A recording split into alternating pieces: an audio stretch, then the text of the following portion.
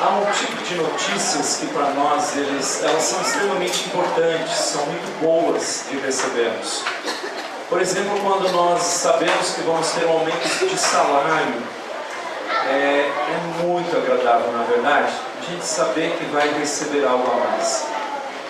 É muito interessante também nós recebermos a notícia de que o nosso financiamento saiu. É prazeroso receber. E a verdade é que as notícias têm muita importância na nossa vida, na forma de nós as recebermos, a forma de nós as percebermos em nosso coração. Agora há pouco também saiu a notícia de que nós teremos segundo turno. Parece que vai ficar, ou ficou entre Dilma e Aécio. São notícias que vão trazendo uma carga, uma bagagem, um sentimento ao nosso coração. E naturalmente é importante nós sabermos valorizar as notícias boas. E hoje à noite eu quero falar sobre o sacrifício que nos trouxe vitória. E é uma notícia maravilhosa de nós termos em nosso coração e guardado em nós. Abra sua Bíblia no Evangelho de João, capítulo 19, versículo 15 e 16. Nós nos deparamos com um momento marcante da história, que traz um impacto tremendo e faz com que seja a maior notícia da humanidade. E é verdade que, de acordo com a impressão de algumas pessoas, pode não ser a melhor notícia. Alguns acreditam que essa notícia ela trouxe as maiores confusões do mundo. Outros creem que essa notícia é a notícia mais transformadora do mundo. João 19, versículo 15 e 16, a palavra do Senhor nos diz então, João 19, 15 e 16, com gentileza compartilhe a sua Bíblia com a pessoa que está ao seu lado. João capítulo 19, 15 e 16.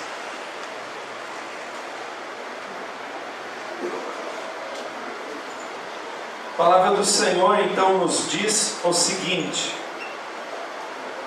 ele porém clamava, fora, fora, crucifica-o. Disse-lhes Pilatos, hei de crucificar o vosso rei? Responderam os principais sacerdotes, não temos rei senão César. Então Pilatos o entregou para ser crucificado. Queridos, o povo daquele tempo tinha total vontade de crucificar o Senhor Jesus. Fora, fora, crucifica-o. Disse então Pilatos, hei de crucificar o vosso rei? E eles responderam, os principais, os sacerdotes, não temos rei senão César. Crucificam-o. Nós não queremos saber mais dele. Essa mensagem que nos chegou há 2000 anos atrás. E esse é o conceito que se firmou diante daqueles homens. Mas essa mensagem ela tem um significado maior. E eu quero falar nessa noite dos benefícios da cruz do Calvário. Da mensagem da cruz. É interessante, queridos, que nós precisamos nos atentar sobre como as notícias nos impactam e como elas ficam no nosso coração. Existe aquela informação que você recebe e você apenas entende ela como uma informação, não é verdade? A gente ouve e diz, aconteceu. Mas se você deve dar detalhes de data, de nomes, de alguma palavra dita, você não lembra mais. Porque você apenas ouviu a informação e ela passou por você. Existem aquelas informações que de tanto que nós as ouvimos, nós esquecemos delas. Nós não as percebemos mais, nós nos acostumamos com aquela informação. Por exemplo, você já percebeu que pessoas não conseguem acordar com o despertador porque se acostumam com o som que colocaram para despertar? Já aconteceu com você? Ao invés de se tornar um barulho, vira uma música, uma melodia, porque a pessoa se acostumou. Existe aquele outro barulho, quem que não gosta de barulho de carro? Existe aquele barulho de carro, ou alguns andam com uma carroça, e a gente quando entra diz, meu Deus, vai desmontar, vai desmanchar o carro, mas a pessoa está acostumada àquela barulheira toda. São coisas que nós nos acostumamos. Mas a verdade é que nós precisamos nessa noite lembrar e guardar de maneira viva essa referência dessa mensagem. Ela precisa estar viva, ela precisa estar intensa, ela precisa estar guardada no nosso coração, assim como a data do nosso aniversário está guardada no nosso coração, assim como a data de casamento está guardada no nosso coração, assim como lembranças ou fatos ou responsabilidades importantes estão no nosso coração, nós não as esquecemos, não é verdade? Então, quando nós pensamos nos benefícios do Calvário, da cruz de Cristo, eu quero destacar 5 benefícios nessa noite. 1 Pedro, capítulo 2, versículo 24, vai nos falar do primeiro benefício. A cruz, na cruz os nossos pecados foram perdoados, diz Pedro. Nós estamos com os nossos pecados perdoados. 1 Pedro 2, 24, palavra do Senhor diz: carregando Ele mesmo em seu corpo, sobre o madeiro, os nossos pecados, para que nós, mortos aos pecados, vivamos para a justiça. Diz a palavra de Deus, 1 Pedro 2,24, que Ele carregou, eles no corpo dele, sobre o madeiro, os nossos pecados, para que mortos aos pecados, agora vivamos para a justiça, para a retidão, para a santidade de Deus. O Senhor, Ele diz que Ele levou os pecados. Amados, é interessante que existem 2 esferas de culpa no ser humano. A primeira esfera é a esfera do próprio auto-julgamento nosso. Às vezes nós nos condenamos, nós nos sentimos carregados, pesados com coisas que nós erramos, coisas que nós fazemos, e nós vamos nos sentenciando. Conversando em algum momento com um jovem, ele disse: pastor, eu carrego as culpas de um pai que não se importou com a minha vida, que arrumou a madrasta, e eles nunca viveram, nunca me deram bola. Eu não tenho lembranças de momentos bons da minha vida. Todos foram embora. Eu não lembro, pastor, de um churrasco que eu comi. Eu não lembro de um Natal que nós passamos juntos. Eu sei que nós passamos, mas como que eu bloqueei. E pastor, nos dias de hoje, quando eu entro na minha casa, fora de casa, eu sou maravilhoso, me relaciono bem, mas quando eu entro em casa, abro a porta e entro lá dentro da minha casa, eu não sei quem eu sou, eu me desconheço e estou preocupado com o meu casamento, porque a minha esposa, eu não sei o que ela pensa de mim. Eu me calo, eu me silencio, eu parece que estou sofrendo dentro do meu lar, uma anulação. E eu lembro que nós conversamos por um longo tempo, e eu pude ajudá-lo a entender que havia uma culpa no seu coração, havia algo que ele vinha carregando como grandes mentiras, de que a história do seu pai se repetiria, de que ele era um homem muito ruim, porque ele tinha uma história no passado, e que o Senhor não queria que ele carregasse esse peso na sua vida. Então, queridos, nós precisamos entender o que Pedro diz: não tenha mais culpa pela tua vida passada, porque o Senhor carregou os pecados no madeiro. A segunda coisa que acontece, interessante, é a forma como Satanás articula o processo de sentimento de falta de perdão no coração humano. É interessante como muitas vezes cristãos não têm certeza se os seus pecados foram apagados. O diabo, ele vai jogando com a vida da pessoa. O diabo vai dizendo: olha o que você está fazendo. E ao mesmo tempo ele vai dizer: olha que desgraçado que você é pelo que você fez. E pessoas vivem aos pés da cruz culpados. E amado, nessa noite, a grande notícia, o grande benefício é que o Senhor carregou sobre o madeiro os nossos pecados. Você e eu estamos perdoados, amém? Você pode dizer: eu fui perdoado. Você pode dizer isso para você? Eu fui perdoado. Está difícil de dizer? Dá para dizer mais alto? Eu fui perdoado? Amém, querido. vidas nós somos perdoados pelo Senhor Jesus. O segundo benefício veja comigo em 1 Pedro 1, 18 e 19, nós fomos resgatados, a nossa dívida foi cancelada. 1 Pedro 1, 18 e 19, diz a palavra do Senhor, sabendo que não foi mediante coisas corruptíveis, como prata ou ouro, que fostes resgatados do vosso fútil procedimento que vossos pais vos legaram, mas pelo precioso sangue, como de cordeiro sem defeito e sem mácula, o sangue de Cristo. Queridos, Pedro está dizendo aqui que na cruz houve o resgate, houve o pagamento. Nós não fomos comprados por prata e ouro. É interessante a afirmação de Pedro, porque o ser humano tem uma tendência de olhar coisas materiais como significativas para a sua realidade espiritual.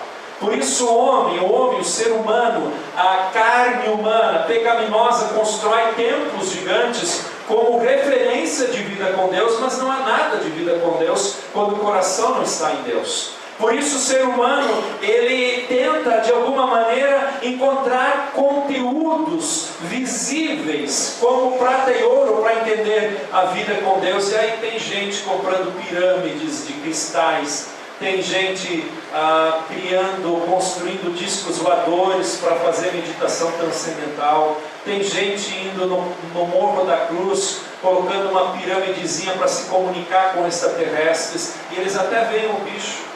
E é uma série de coisas, porque o ser humano tem a necessidade palpável das coisas sobrenaturais, mas Pedro ele vai dizer que não é nada palpável, não é prata, não é ouro, não é nenhuma forma ritualística, não é nenhuma forma mística que eu possa ter, mas eu fui resgatado pelo precioso sangue de Cristo. Eu preciso crer que o sangue de Cristo pagou a minha conta. Eu estou com os meus pecados cancelados. A minha dívida foi cancelada diante de Deus. Amado, que bênção que a gente pode ter em saber que eu estou livre em Jesus, que não há mais dívida com o Senhor. Eu não tenho mais dívida. Você já deixou de dormir por causa de uma dívida que você tinha?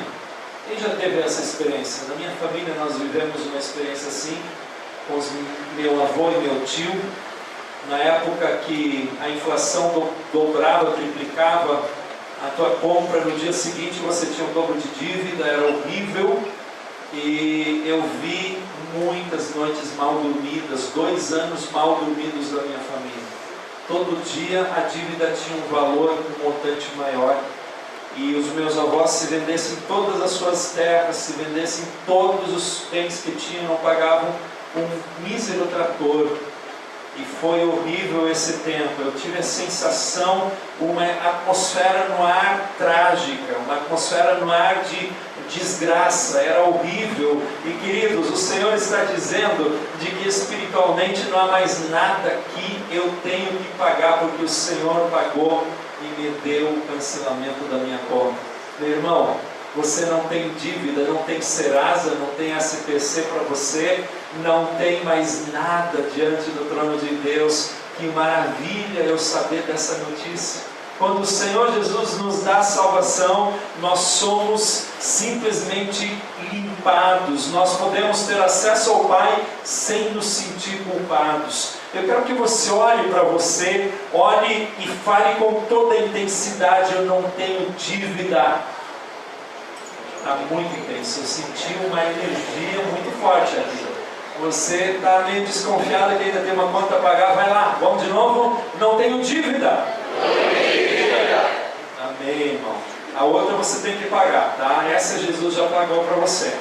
A terceira coisa que nós devemos olhar na cruz, amados, Atos 4,12 vai nos dizer: na cruz a porta do céu foi aberta para mim. Veja só, não há salvação em nenhum outro, amados, porque abaixo do céu não existe nenhum outro nome dado entre os homens pelo qual importa que sejamos salvos. Não há nenhum outro nome, irmãos.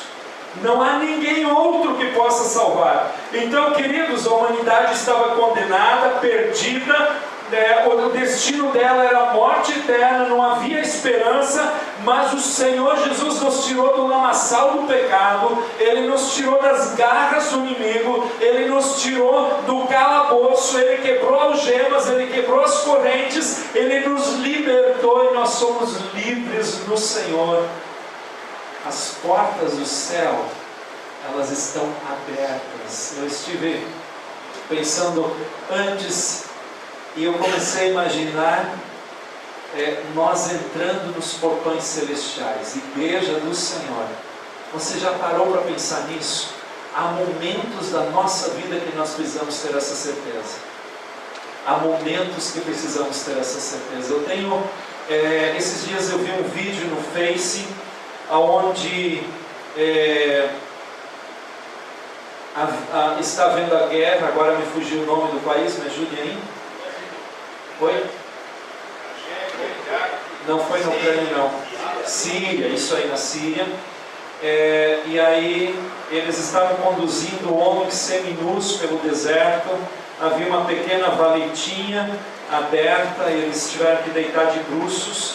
E aí o vídeo mostra eles fuzilando eles, dando tiro na cabeça, e eles morrendo. E eu posso olhar aquela cena com dois ângulos, queridos. Eu posso olhar a cena pensando na desgraça e na tragédia, mas amados, o que Deus tem mexido no meu coração é que eu olhe a cena das portas do céu abertas àqueles cristãos, aqueles homens que não negaram a sua fé e morreram pela sua fé. Eu posso encontrar homens indo e tendo as portas de Deus abertas, as portas do céu abertas. Queridos, quando nós nos deparamos com uma doença, com uma enfermidade, se eu não enxergo os portões celestiais, eu me desespero. Quando eu vejo a vida de um irmão na fé meu se abreviar ou ser interrompida de maneira curta, eu não entendo mais a tragédia hoje. Eu entendo que ele foi promovido, amados. Ele foi promovido, ele teve antecipação da sua viagem. É isso que Atos nos diz, queridos, as portas do céu estão abertas. Você já conseguiu imaginar você entrando? A palavra do Senhor nos diz, estamos lavados, vestidos com vestes brancas, ou seja, o sangue de Cristo nos limpou, e nós entrando nos portões celestiais, os anjos parados, e nós entrando ao encontro da glória de Deus. Querido, essa mensagem, ela nos mostra salvação. Ela nos mostra salvação. Você pode dizer ao teu coração, eu tenho o céu aberto. Você pode dizer isso. Você pode afirmar isso. Você pode dizer, Deus Santo, que notícia maravilhosa para a minha vida. Que bênção para a minha vida. Que poder que o Senhor trouxe sobre o meu coração. A quarta coisa, amados, está em 2 Coríntios 5,18, onde a palavra de Deus nos diz que Deus reconciliou o homem consigo. 2 Coríntios 5,18, ora, tudo provém de Deus, que nos reconciliou consigo mesmo por meio de Cristo e nos deu o ministério da reconciliação. Amados, Deus, Ele nos reconciliou consigo através de Jesus Cristo. Nós hoje não temos mais nada que nos separe do Senhor. Nós não temos mais nada que nos afaste do Senhor. Nós não temos mais nada que nos impeça da presença de Deus. Certa vez uma mãe e uma filha brigaram terrivelmente, e a filha foi embora de casa, ficou muitos anos longe, e de repente chegou uma carta para ela dizendo, volte depressa para casa. E ela então rapidamente retornou para casa. Quando estava chegando perto de sua casa, alguém correu ao seu encontro e disse, venha depressa. E havia um movimento de pessoas naquela casa, e ela perguntou, o que está acontecendo? E aí o seu irmão no meio da multidão aparece e diz, o nosso pai está morrendo, está no hospital, vamos rapidamente até lá. Quando ela chega ao hospital, está a mãe de um lado da cama, e ela se posiciona do outro lado, o pai com lágrimas nos olhos, um esforço muito grande, pede para que a sua esposa lhe dê a mão, e ele coloca a sua mão sobre o seu peito, pede que a filha lhe dê a mão, coloca a mão da filha sobre a mão da mãe, e ele diz: vocês precisam se reconciliar. E naquele momento que acontece a reconciliação, ele morre. Amados, a palavra de Deus nos diz que Deus, que Jesus era esse homem no leito. E ele pegou a mão de Deus e pegou a nossa mão e nos reconciliou com Deus. Ele é aquele que na cruz fez a reconciliação. Então, queridos, nós precisamos entender que na cruz de Cristo nós não temos mais inimizade com Deus. Na cruz de Cristo nós não temos mais nada que nos impeça de andarmos com Deus, de termos intimidade com Deus. Às vezes alguém pode dizer: pastor, é tão difícil, parece que Deus está tão longe. É mentira, é falta de entendimento da palavra, porque a palavra do Senhor diz que Deus é amigo, o homem está reconciliado. O Senhor é o caminho da reconciliação. E todo aquele que anda com Jesus, ele tem um ministério da reconciliação, ou seja, ele precisa ter esse coração de unir, de aproximar, assim como Jesus Cristo fez com o homem e Deus. Então, querido, quero dizer a você que nada mais te impede de andar em intimidade com o Senhor. Você está reconciliado, nós estamos reconciliados. Que bênção quando a gente pode experimentar isso, quando a gente pode ter essa certeza. Sabe, quando eu não entendo isso, eu tenho a impressão que Deus está muito longe, que Deus está no céu e eu estou aqui. Eu lembro de uma época da minha vida que eu vivia assim. Parecia que quando eu orava para Deus, Deus estava tão distante que eu não sabia se Ele me ouvia, porque eu não tinha entendimento da palavra. E tantas pessoas nos dias de hoje têm essa impressão, têm esse conceito de Deus. Mas o Senhor Jesus, Ele reconciliou. Meu irmão, você tem a reconciliação do Senhor. Não há mais nada que te afasta de Deus, não há mais nada que te impede. Aí você talvez diz: pastor, eu não vou falar com Deus sobre dinheiro. Não, Deus vai achar que eu sou egoísta. Não, se a sua necessidade, se a sua dificuldade está nessa área, você está reconciliado com Deus. Ah, pastor, eu não quero falar sobre os meus sentimentos com Deus, eu acho que Deus tem tantas outras coisas para se ocupar. Não é verdade. A palavra de Deus diz que o Senhor Jesus fez o ministério da reconciliação. Meu querido, te aproxima de Deus. Vai ao encontro dele. Vai ao encontro dele. Primeiro você vai fazer o seguinte. Primeiro, quando você tiver uma dificuldade, você diz: eu vou falar com Deus, eu vou resolver com Deus. Depois, quando você diz: eu não estou entendendo muito bem o que eu devo fazer, você procura o pastor. Mas não procure primeiro o pastor para depois aprender que você tem que procurar Deus. Não. O Senhor Jesus reconciliou o mundo com Deus. Então procure a presença de Deus na sua casa, na sua vida, na sua história, nas suas dificuldades, porque o Senhor te dá livre acesso. A última coisa que eu quero destacar está em 1 Coríntios 15, 54 a 57. Na cruz Jesus venceu a morte. Aquele que está em Jesus, ele não morre mais. 1 Coríntios 15, 54 e 57. E quando este corpo corruptível se revestir de incorruptibilidade, e o que é mortal se revestir de imortalidade, então se cumprirá a palavra que está escrita: tragada foi a morte pela vitória. Onde está a morte, a tua vitória? Onde está a morte, o teu aguilhão? O aguilhão da morte é o pecado, e a força do pecado é a lei. Graças a Deus que nos dá a vitória por intermédio de nosso Senhor Jesus Cristo. Queridos, o que é o aguilhão? O aguilhão é uma espécie de vara que na ponta tinha um ferro e o pastor usava para conduzir as ovelhas. Ele podia dar uma cutucadinha na ovelha com aquela pontinha de ferro para que ela retornasse ao seu caminho. Esse é o aguilhão, e a palavra de Deus diz que a morte é o aguilhão. Ele cutuca e termina com o cidadão, com o indivíduo, com a vida. Mas a pergunta do apóstolo Paulo é: onde está esse aguilhão agora? O aguilhão da morte é o pecado, mas graças a Deus pela vitória através de Jesus Cristo.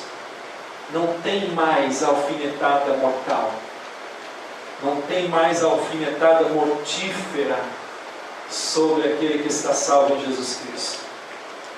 Ele não morre eternamente. Quando ele tem a morte física, ele está sendo promovido, ele passará. Queridos, que bênção eu saber que o Senhor venceu a morte sobre a minha vida. E sabe como isso se aplica no meu dia a dia? Quando, pelo menos a minha experiência foi essa, quando eu não era convertido, eu tinha um pânico de morte. Eu tinha uma atmosfera de morte sobre a minha vida. Eu tinha um receio de que a morte poderia vir de qualquer lado. Eu não sei se você conhece pessoas assim. Essa é a história de quando o coração está longe de Deus. Porque quando a pessoa está lavada no sangue de Cristo, ela sabe que morrerá. Ela tem um instinto natural da sobrevivência. É natural, é nato do ser humano. Mas ela não tem mais essa angústia de que a morte está como que reinando sobre a vida dela, o entorno da vida dela. Ela é vencedora em Cristo. Queridos, eu quero que nós nessa noite saiamos com essa boa notícia de que nós temos os benefícios. Na cruz os nossos pecados foram perdoados. Amém? Na cruz o preço foi pago. O preço por mim e você. Na cruz a nossa dívida foi cancelada. Queridos, as portas do céu estão abertas. Na cruz houve reconciliação. E queridos, Jesus venceu a morte. E nós somos mais que vencedores em Cristo Jesus. Você pode se colocar em pé? Você pode levar essa notícia para essa semana dentro, na sua vida? Eu quero que você, nesse espírito, nessa essência de adoração, nós vamos cantar uma última música, mas ela vai ser a música que o grupo só vai cantar. Eu quero que você saia daqui dizendo: eu sei quem é o meu Senhor, eu carrego a história da salvação, eu tenho essa notícia vibrante na minha vida.